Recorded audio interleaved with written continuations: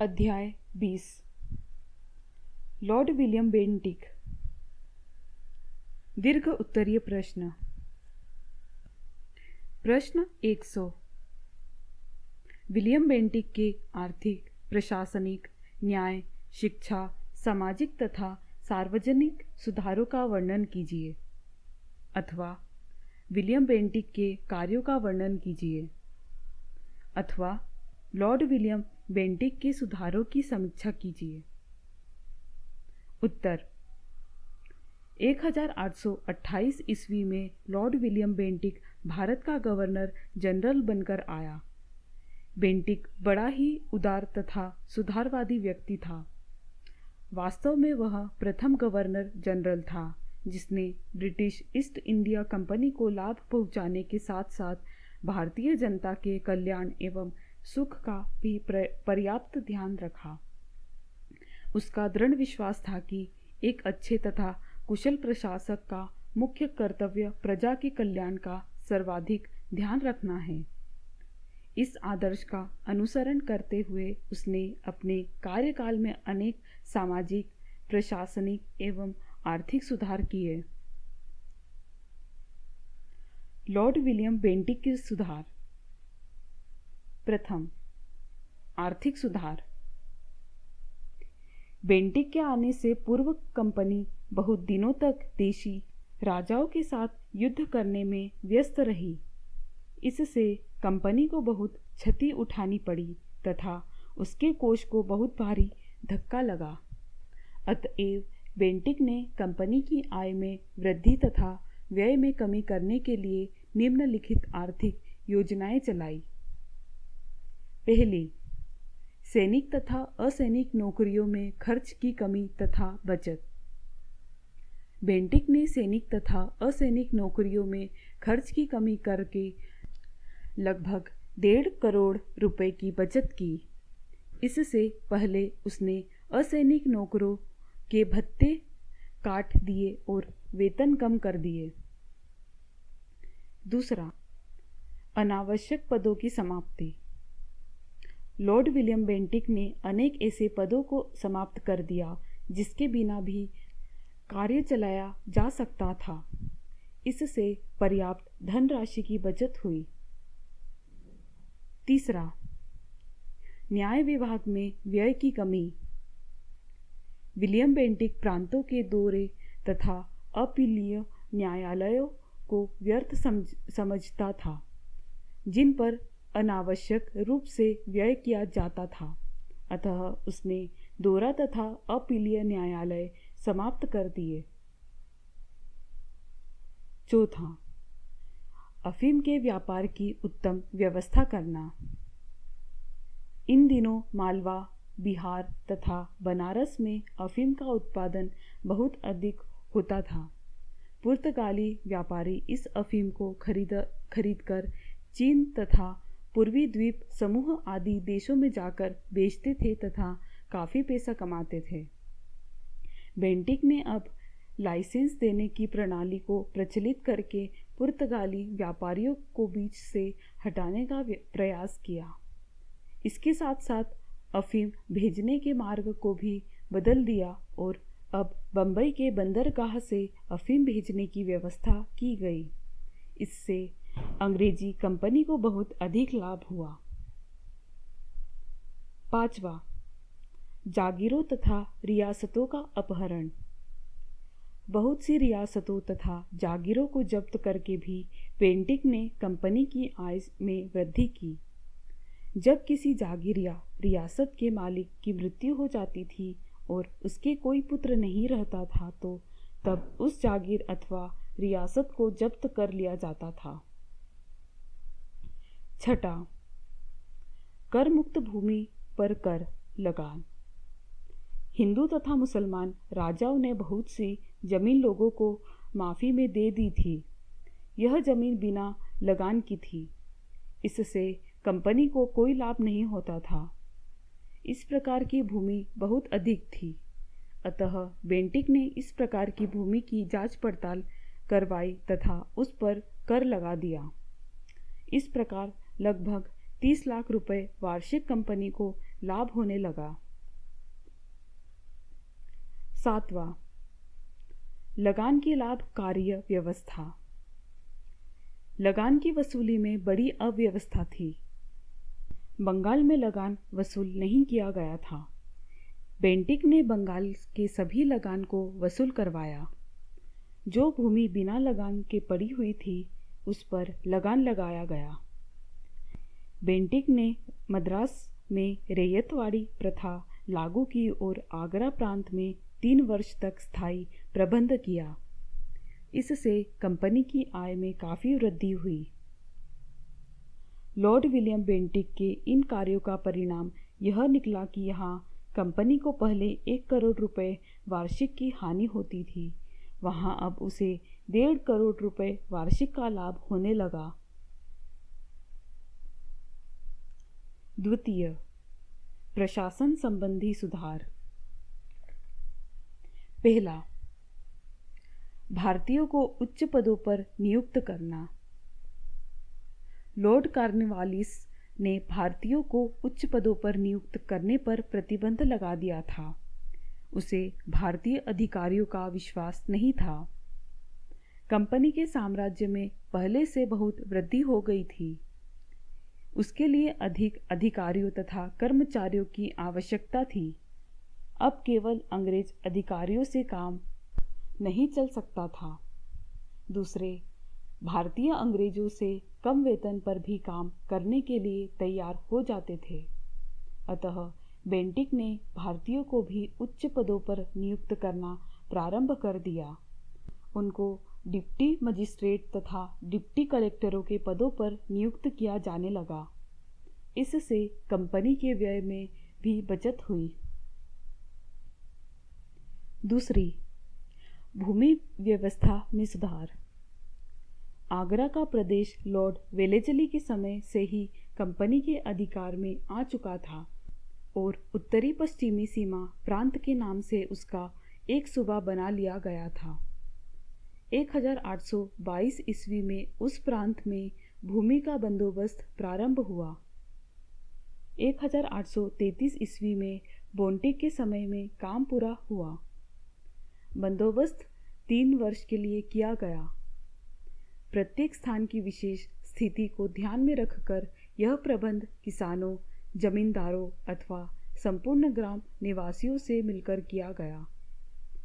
इस प्रकार के संबंध में स्थायी बंदोबस्त की बुराइयां तो न थी, किंतु इससे किसानों को अधिक लाभ नहीं हुआ। बंदोबस्त करने से पहले भूमि की नाप करवाई गई, नक्शे बनवाए गए और उपज के आधार पर इसका वर्गीकरण किया गया। इस दृष्टि से यह प्रबंध अधिक वैज्ञानिक था। तृतीय, न्याय संबंधी सुधार।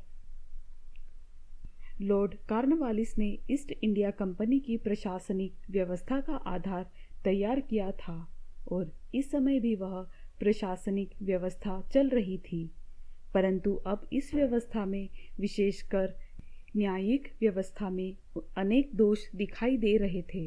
अतः इन दोषों को दूर करने के उद्देश्य से लॉर्ड विलियम बेंटिक ने इस दिशा में अनेक सुधार किए। इनमें से अधिकांशत न्याय व्यवस्था से ही संबंधित थे। उसने न्याय व्यवस्था में 3 प्रमुख दोषों, विलंब, अनिश्चितता तथा अधिक व्यय को दूर करने के उद्देश्य से निम्न सुधार किए। पहला, प्रांतीय न्यायालय का अंत। 1829 ईस्वी में सिविल मामलों के लिए स्थापित अपील तथा दौरे के न्यायालय कोई उपयोगी कार्य नहीं कर सकते थे, अतः इनको बंद कर दिया गया। उनके कार्यों को कमिश्नरों को दे दिया गया। इस योजना के अंतर्गत बंगाल को 20 डिवीजनों में विभाजित करके प्रत्येक डिवीजन में एक कमिश्नर की नियुक्ति की गई। इस समय कमिश्नरों के पास न्याय के साथ साथ पुलिस, माल विभाग संबंधी अधिकार भी थे। दूसरा, न्यायाधीशों के अधिकारों में वृद्धि। 1829 ईस्वी में एक अधिनियम पारित किया गया। इसके द्वारा जिला, सिविल तथा सेशन न्यायाधीशों के अधिकारों में वृद्धि कर दी गई।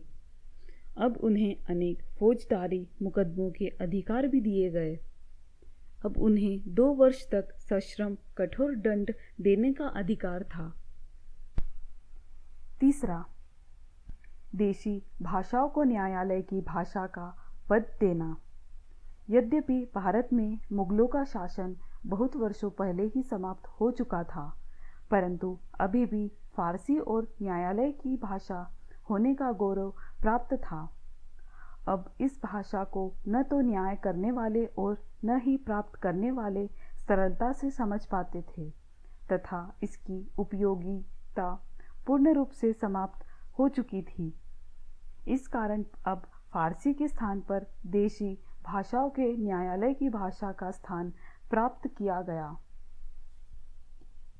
चौथा, कानूनों का नियमबद्ध किया जाना। लॉर्ड विलियम बेंटिक के काल में उसकी परिषद में विधि सदस्य के पद की उत्पत्ति की गई। इस पद पर मैकाले को नियुक्त किया गया। लॉर्ड मैकाले ने दंड संहिता तैयार करने की दिशा में अत्यंत महत्वपूर्ण कार्य किया। कानूनों को इस प्रकार एक स्थान पर संग्रहित करके न्याय प्रणाली में पर्याप्त सुधार हुआ तथा अब न्याय करना भी सरल हो गया। पांचवा, कलेक्टरों को लगान संबंधी मुकदमों को सुनने का अधिकार देना। 1831 ईस्वी के एक विनियम के द्वारा कलेक्टरों को लगान संबंधी मुकदमों का निपटारा करने का अधिकार दे दिया गया। उनके निर्णयों के विरुद्ध किसी उच्च न्यायालय में अपील नहीं हो सकती थी। छठवां, इलाहाबाद में सदर दीवानी न्यायालय तथा सदर निजामत न्यायालय की स्थापना करना। इस काल तक भारत में अंग्रेजी साम्राज्य पर्याप्त रूप से विस्तृत हो चुका था, परंतु जनता को, विशेषकर उत्तर पश्चिमी सीमा प्रांत वर्तमान उत्तर प्रदेश की जनता को अभी भी हजारों मील दूर कलकत्ता न्याय पाने हेतु जाना होता था।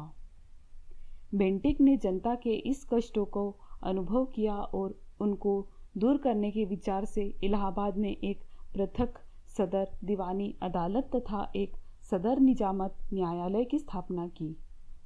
इन न्यायालयों ने 1832 ईस्वी में अपना कार्य प्रारंभ कर दिया, जिससे उत्तर पश्चिमी सीमा प्रांत के लोगों को पर्याप्त सुविधा मिली। सातवां, जूरी प्रथा को प्रचलित करना। 1832 ईस्वी में एक अधिनियम पारित किया गया। इस अधिनियम के द्वारा बंगाल में जूरी प्रथा प्रचलित की गई। इस प्रथा के अंतर्गत प्रतिष्ठित भारतीयों को यूरोपीय न्यायाधीशों के साथ बैठकर निर्णय देने में न्यायाधीश की सहायता करने का अधिकार प्रदान दिया गया। चतुर्थ, शिक्षा संबंधी सुधार। भारत में लॉर्ड विलियम बेंटिक के काल में शिक्षा क्षेत्र में भी अनेक महत्वपूर्ण सुधार किए। पहला, अंग्रेजी भाषा को शिक्षा का माध्यम बनाना। सरकार ने 7 मार्च 1835 ईस्वी को घोषित किया कि अंग्रेजी भाषा ही शिक्षा का माध्यम होगी तथा शिक्षा पर व्यय किया जाने वाले धन अंग्रेजी साहित्य तथा विज्ञान की शिक्षा पर ही व्यय किया जाएगा। वास्तव में अंग्रेजी सरकार ने 3 उद्देश्यों को ध्यान में रखकर यह निश्चित किया था। प्रथम तो अंग्रेजी भाषा में शिक्षा देने के परिमाण स्वरूप छोटे छोटे पदों, उदाहरणार्थ क्लर्क आदि के पदों के लिए भारतीय प्राप्त हो जाएंगे। दूसरे, व्यय में कमी होगी तथा तीसरे, सैकड़ों भारतीय अंग्रेजी भाषा के समर्थक हो जाएंगे, जिसके परिणाम स्वरूप भारत में इंग्लैंड के माल की मांग में वृद्धि होगी। दूसरा, कलकत्ता में मेडिकल कॉलेज की स्थापना। 1835 ईस्वी में लॉर्ड विलियम बेंटिक ने एक मेडिकल कॉलेज की स्थापना करके सराहनीय कार्य किया। इस कॉलेज में भारतीयों को पाश्चात्य ढंग से चिकित्सा संबंधी शिक्षा दी जाती थी। कालांतर में अन्य महत्वपूर्ण स्थानों पर कॉलेज स्थापित किए गए जो भारतीयों के लिए अत्यंत लाभकारी प्रमाणित हुए।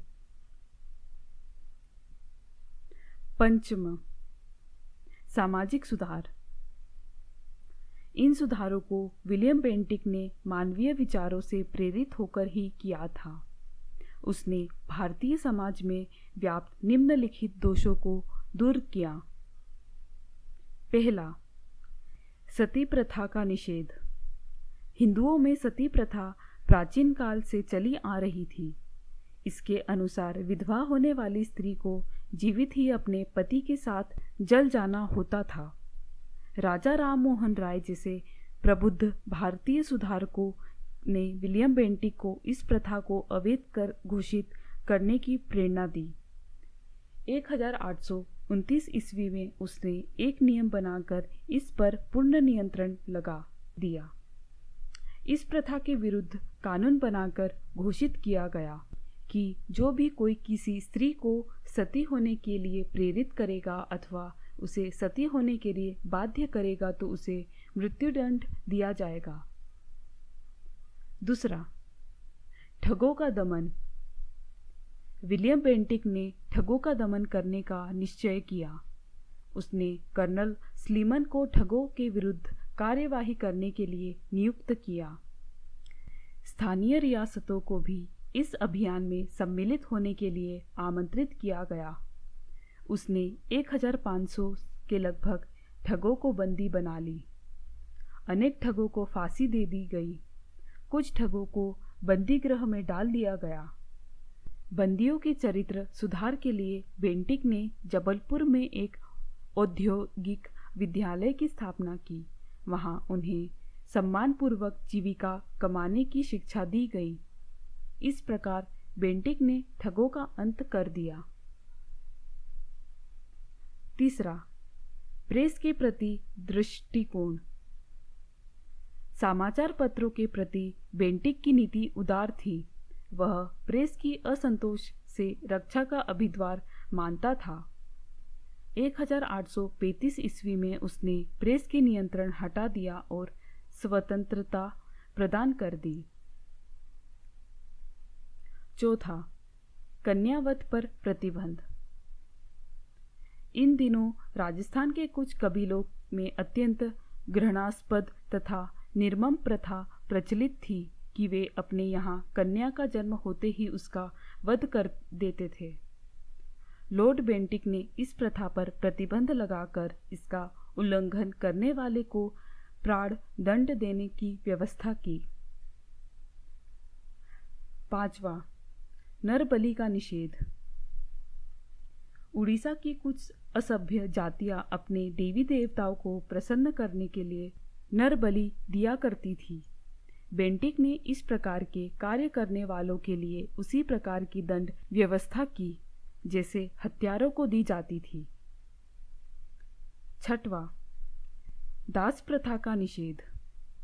भारत में दास प्रथा का प्रचलन अत्यंत प्राचीन काल से चला आ रहा था।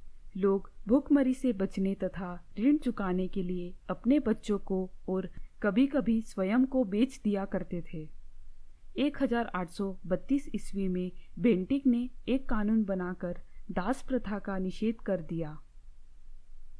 सातवां, हिंदू उत्तराधिकार कानून में सुधार। हिंदू उत्तराधिकार अधिनियम के अंतर्गत धर्म परिवर्तन करने वाले व्यक्ति को उसके पैतृक संपत्ति के अधिकार से वंचित कर दिया जाता था। बेंटिक ने इस कानून में परिवर्तन करके घोषणा की कि धर्म परिवर्तन करने की स्थिति में किसी भी व्यक्ति को उसकी पैतृक संपत्ति में भाग प्राप्त करने के अधिकार से वंचित नहीं किया जाएगा। षष्ठी, सार्वजनिक कार्य। प्रजा की भलाई के विचार से लॉर्ड विलियम बेंटिक ने अनेक उपयोगी सार्वजनिक निर्माण के कार्य भी किए। पहला, लॉर्ड विलियम बेंटिक ने सर्वप्रथम यातायात के साधनों की ओर ध्यान दिया। उसने यातायात व्यवस्था को सुधारने के उद्देश्य से कलकत्ता तथा दिल्ली के बीच एक राजमार्ग का निर्माण करवाया।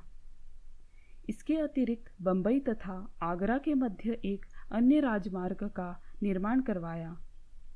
इन सड़कों के निर्माण के परिणाम स्वरूप व्यापार में आश्चर्यजनक उन्नति हुई।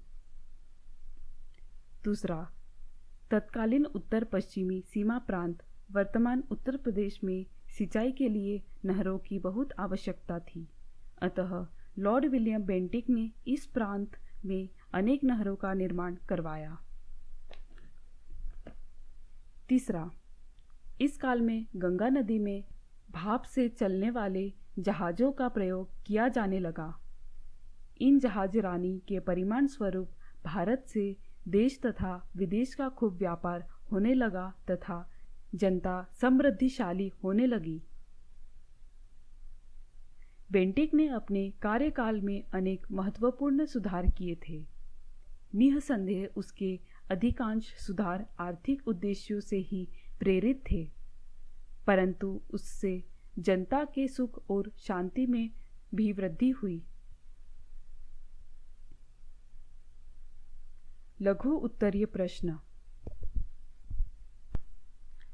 प्रश्न 101। लॉर्ड विलियम बेंटिक कौन था? उत्तर, लॉर्ड विलियम बेंटिक 1828 में गवर्नर जनरल के पद पर भारत आया। उसके आगमन से भारत में एक नवीन युग का आरंभ होता है। वह उदार विचारों का व्यक्ति था। उस पर इंग्लैंड के तत्कालीन उदारवादी और सुधार आंदोलन का प्रभाव था। प्रश्न 102। लॉर्ड विलियम बेंटिक के आर्थिक सुधारों को लिखिए। उत्तर, लॉर्ड विलियम बेंटिक के आर्थिक सुधार। पहला, वेतन में कमी। दूसरा, भत्तों में कमी। तीसरा, अफीम के व्यापार में सुधार। चौथा, करमुक्त भूमि पर करारोपण। पांचवा, लगान की लाभकारी व्यवस्था। प्रश्न 103। लॉर्ड विलियम बेंटिक के सामाजिक सुधारों को लिखिए।